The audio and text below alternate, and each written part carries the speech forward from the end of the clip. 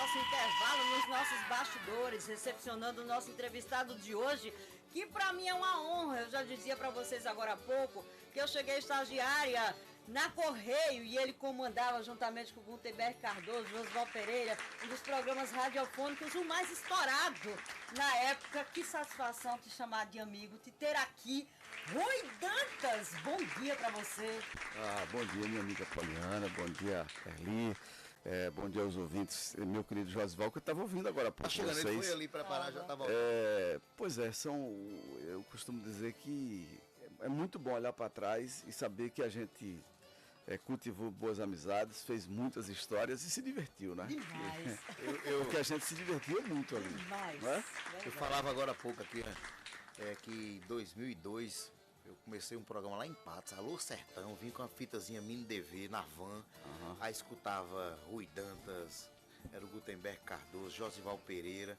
E hoje a gente tem Josival Pereira aqui do lado, o Rui tá aqui na frente, eu tô na TV, no programa todo dia. São histórias que são construídas e a gente pega como base ícones da comunicação, igual Rui Dantas, por exemplo, tá aqui na nossa frente. Rui Dantas, que tem a carreira dele, publicitário, a gente vai entrar nesse assunto, esse comunicador, e a gente sempre procura alguém de se espelhar. O Rui é aquele que a gente se espelha, né? Procura se espelhar, né, Paulo? É isso, eu não normalizo, chamo de amigo, é amigo, mas assim, manda mensagem pra mim no meu aniversário, mas não normalizo, porque assim, já é gigantesco, e não falo só como profissional, mas como pessoa, como pai, como esposo. Um abraço também pra minha amiga Alessandra, fui estagiária também do programa dela na Rádio CBN, então um cheiro pra todo mundo. Mas o Rui veio com um foco também especial para conversar com a gente, porque a Associação Brasileira de Agências de Publicidade celebrou 75 anos em 2025, lançando uma campanha que homenageia a publicidade brasileira ao longo das décadas,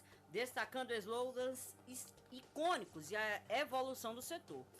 E é por isso que o Rui está por aqui com a gente também, porque é um grande destaque internacional em agências publicitárias também, Rui. Para quem não conhece esse teu lado, a gente sabe há muitos anos, né?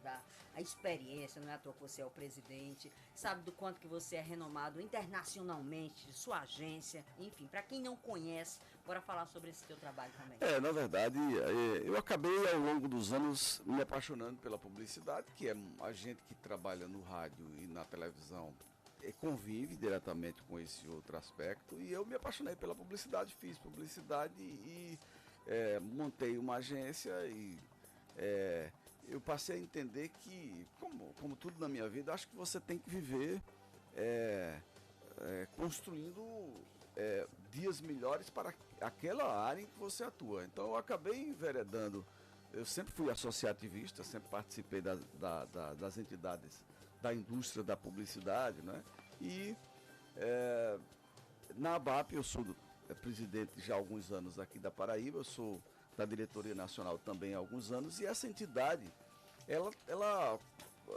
a gente olha para trás, ela tem 70 anos, ela tem 75 anos. E a ABAP, para vocês terem ideia, ela é tida como um dos responsáveis pelos pilares, a publicidade, na verdade, é um dos pilares da democracia. Vocês vão entender por quê.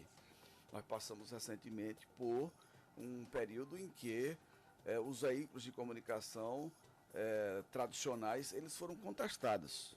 Não é? Por exemplo, o governo anterior chegou lá um belo dia e disse assim: não vou botar dinheiro na Rede Globo.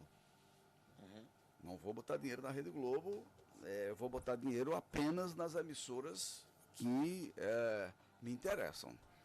E as agências, elas são signatárias de um pacto que elas distribuem a mídia técnica.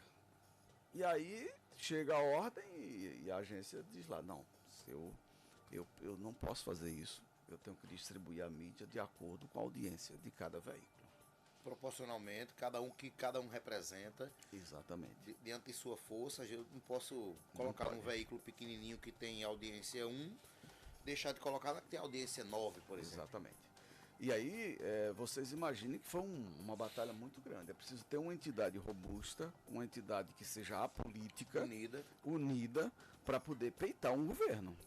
Não é? Com todo respeito ao governo, que é o cliente das agências. Na verdade. Se impor e dizer: olha, nós não podemos fazer isso porque nós estamos cometendo um crime. Certo? E o que dizer desses 75 anos até hoje, né? a evolução. A gente poderia fazer um resumo dessa evolução dos 75 anos até hoje. Nós somos, Erli, a publicidade mais vibrante do mundo. Nesse momento está acontecendo os prêmios da publicidade em Cannes, e o Brasil vai voltar de lá com milhares de prêmios, porque isso acontece todos os anos. Nós somos uma publicidade vibrante porque nós temos um povo vibrante, mas nós temos uma indústria também muito organizada.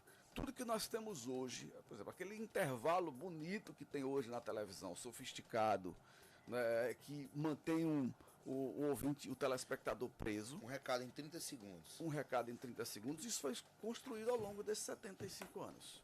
Agora, nesses 75 anos, Rui, a gente chegou aí nos últimos anos, 10, 15 anos, rede social de forma muito forte, né? Como adaptar, como se manter firme. Sim. Olha, quando eu digo que a gente tem uma indústria, é porque a gente tem as emissoras, a ABERT, a Associação das Emissoras de Rádio e Televisão, nós temos a ABA, a Associação Brasileira dos Anunciantes, nós temos o CONAR, que é um órgão que regula a publicidade brasileira. Por exemplo, nós somos de uma geração que nós assistimos o show da Xuxa, e o show da Xuxa obrigava a gente a querer as meninas, as bonecas da Estrela, os homens, os carrinhos da Estrela, e aquilo dali acabou. Se você observar hoje, no horário de propaganda infantil, aquela febre de venda de produtos infantis foi regulada, porque aquilo a publicidade entendeu que estava passando dos limites. A propaganda de bebida alcoólica, e agora com as redes sociais não é diferente. Eu sou membro do CONAR, sou conselheiro, eu sou da 9ª Câmara de São Paulo. A gente julga processos a cada 15 dias, e de cada 10 processos, pelo menos de 4 a 6 já são por exemplo, influenciadores que desrespeitam as regras do CONAR, com as bets, com as propagandas dirigidas a público infantil, a público que não tem condições de receber aquele tipo de anúncio. Então, a indústria vem ali se regulando, tendo todo o cuidado. O próprio Congresso Nacional tem deputados hoje jovens que não entendem essas regras e têm apresentado projetos, digamos assim, fora da caixa, e nós temos lá combatido, dizendo: olha, gente, isso não pode, nós temos que ter responsabilidade. A propaganda das betas, ela não pode ir para todo mundo. Quer dizer, você tem que ter responsabilidade, porque o que a gente faz aqui todos os dias tem muita força. O que você fala reverbera, o que você fala repercute lá fora. E sobre a criatividade do brasileiro, na ajuda na criação das campanhas publicitárias. O brasileiro é criativo, né? Demais, demais. Erli, para você ter ideia, você imagina o que é um problema, e você é comunicador, você sabe, chega um cliente e diz assim: Erli, eu não estou conseguindo tirar esse produto da prateleira. E ele conta 2 horas de história para você, e você, como um homem de comunicação, tem o desafio de resolver aquele problema dele que ele não resolveu conversando 2 horas em 30 segundos. Isso é arte. Você vender um recado, você dá um recado em 30 segundos, no que é para ser propaganda, na verdade. Vou para o intervalo comercial, quando a gente diz na TV. Exato.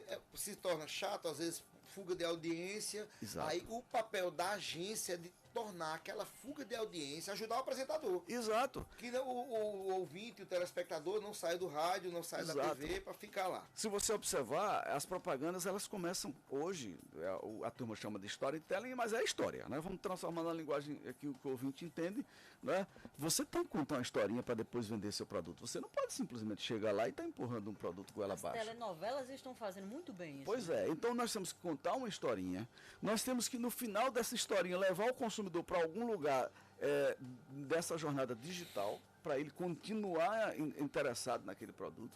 E nós temos também que cumprir outras questões técnicas. Por exemplo, o neuromarketing diz que você precisa ouvir uma propaganda pelo menos 6 vezes. Então, você escuta propaganda de um determinado produto aqui na Clube, hoje, a primeira vez no programa de vocês, mas você não sabe o que é o produto, porque foi rápido, você estava com outra tela ligada, você estava fazendo alguma coisa, você estava dirigindo e tal. Na segunda vez, no dia seguinte, no mesmo horário, você escuta a mesma propaganda, aí já é familiar.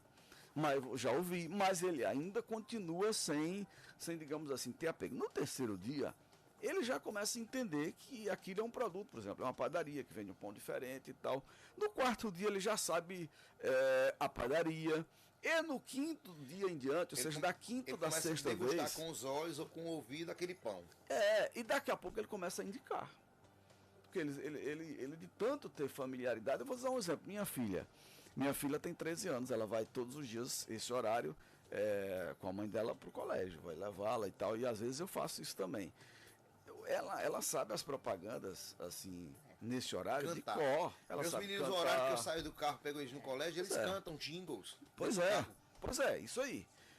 O que é isso? É neuromarketing, frequência. Você vai criando. Então, agora imagina, se não tivesse agência, o cara não fazia 2 dias no seu programa. Imagina o Tem empresário. que fazer permanente, entendeu? Para poder dar resultado. Imagina o empresário ter que raciocinar o estoque, dívida, imposto para pagar e pensar como divulgar o produto dele. Pois é, e tem mais. E as agências, hoje elas têm ferramentas que antes não tinham para monitorar o concorrente.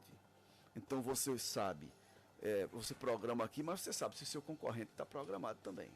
Você programa aqui e você sabe se seu concorrente está programado na emissora que concorre nesse horário com você.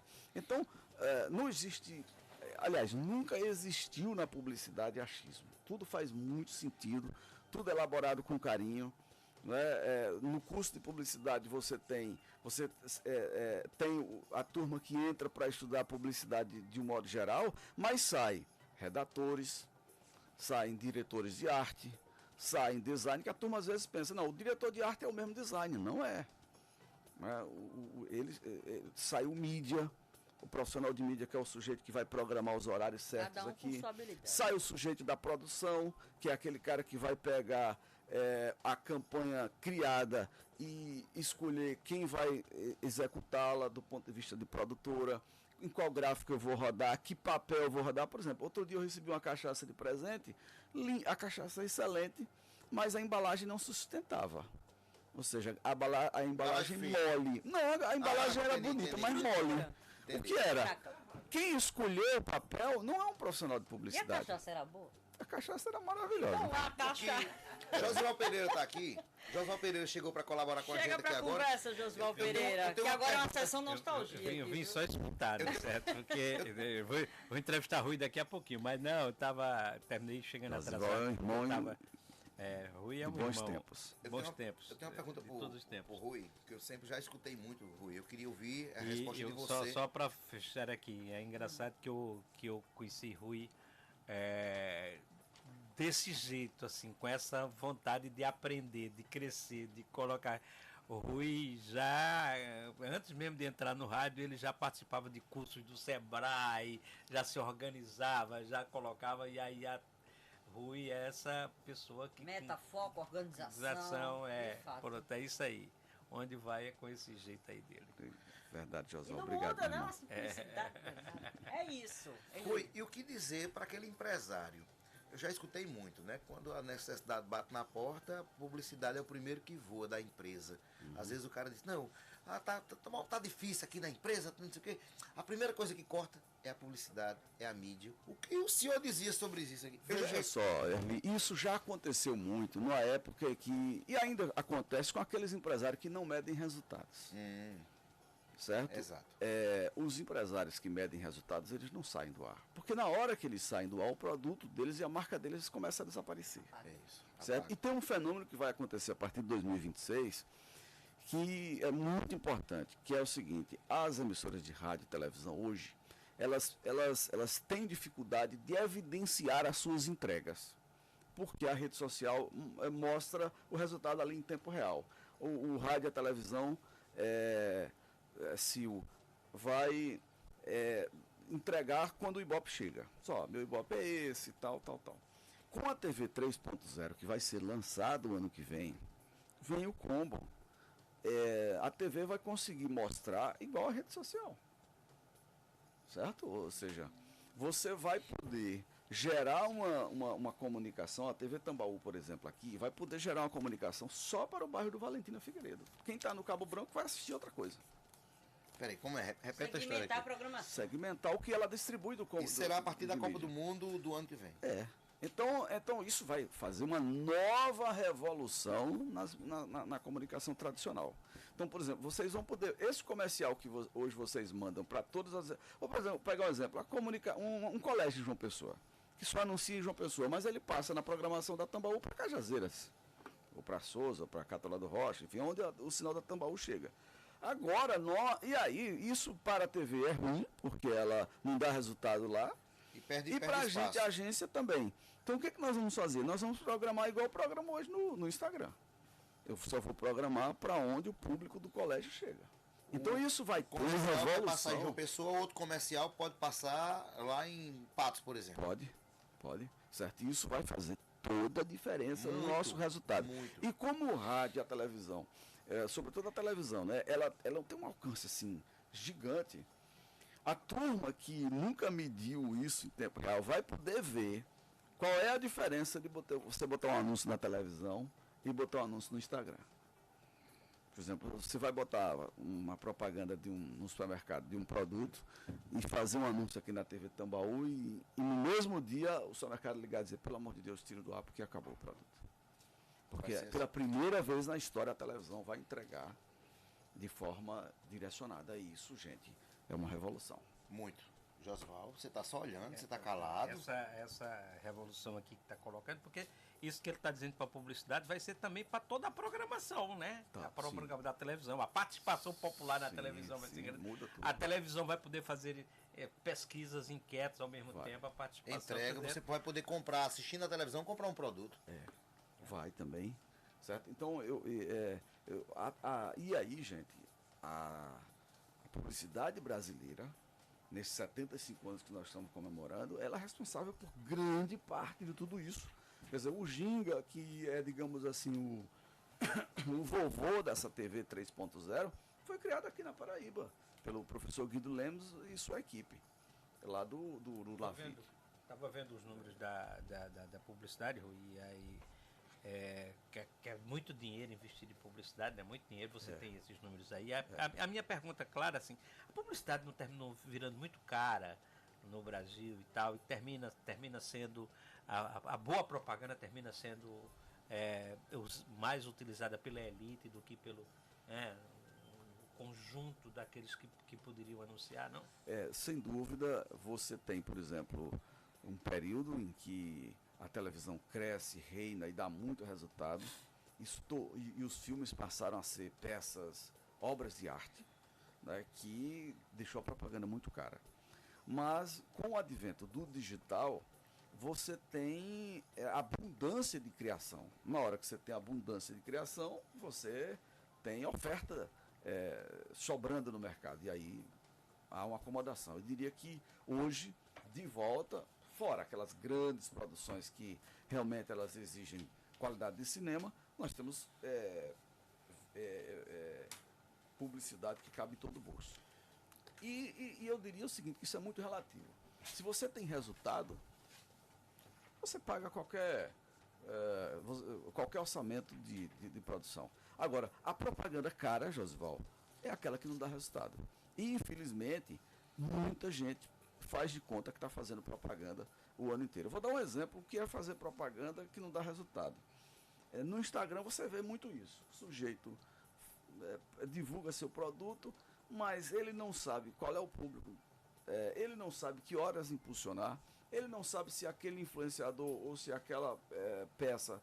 Eu diria que aquela propaganda é como você pegar 1000 panfletos de um imóvel na beira-mar, ir ali para a esquina de um shopping e sair panfletando. Você vai distribuir 1000 panfletos, mas daquele panfleto, 500 pessoas não têm dinheiro para comprar, das 500, a metade, o imóvel não combina com o tamanho de família, e as 20 ou 30 que sobraram não tem dinheiro para financiar aquele negócio. Ou seja, você fez propaganda? Não. Você jogou papel fora. Então tem muita gente fazendo isso e acha que está fazendo comunicação. Eita, que bate-papo, a gente podia passar 2 horas aqui, viu? Não, e eu só faço admirar. Eu tô olhando, escutando a voz dele, eu nunca tive presencialmente com o Rui. Aula. Eu escutando a voz dele e fico lembrando do rádio, tá? Meu começo do rádio, eu vindo pra cá, escutando Rui Dantas. Do meu lado tá aqui o nosso Josval Pereira. a evolução da gente na própria vida. Você ouvia e eu tinha a satisfação de tê-los como professor ali em loco, na empresa que a gente trabalhava. Rui, que bom ter você aqui, satisfação grande. Eu sei que você acompanha, a gente sabe, né, Josivaldo, o carinho que a gente tem desde aquela época um pelo outro, mas é gratificante poder estar com vocês aqui hoje, trazendo essa aula para o público paraibano também, essa percepção da publicidade, esses avanços tecnológicos, todo o potencial que a nossa Paraíba tem para o mundo, sim. Você é prova viva disso, como presidente da Associação Brasileira de Agências de Publicidade da Paraíba. Parabéns por seu trabalho, seja sempre bem-vindo, meu amigo. Por honrar a gente lá fora. Obrigado, Erli, obrigado, Poliano, Josivaldo, Sil. Um abraço para Sérgio Pavanello aqui, para o nosso André Vaz, superintendente do Sistema Tambaú. Um grande abraço e um bom feriado a todos. A Rita tá chamando, fome, daqui a pouco nós sem tempo para mais nada. Pra mais nada, 11 horas a gente tem encontro marcado aonde? Um CAK, um beijo, um bolso, acabou-se. O povo na TV, Lido. Daqui a pouco, 11 horas, eu espero você na tela da sua TV Tambaú SBT. Beijo pra quem é de beijo hoje. É o dia celebrado o Dia do Cinema Brasileiro. E a gente tá aqui no programa de hoje. Feriado pra alguns, impressão pra outros, mas trabalho pra muitos. A gente tá aqui. Até Josval. amanhã, Josival Pereira. Até amanhã. Até amanhã. Boa Você festa. Quem vai Você pra vai? Pato? Você vem amanhã, Josival, vai curtir o São João. Tá aqui. Você tá aqui Você vem amanhã com a amanhã, gente? Erli do Quem Povo, tá, vai curtir São João. quem tá começando aí pra Patos, boa festa, boa estrada, tá Tá certo? todo mundo aqui amanhã, pronto, preparado Ao vivaço. e ao vivaço. 7h50 vai dar pra ali, é? Vai tirar o retrato? Se Deus quiser. Todo mundo olhando pra ali pra fazer um retrato. Cadê? Tchau, vocês. Ei! Sextou, viu? Bora em clima junino. Sextou? Ah, não. Sexta é amanhã, tá?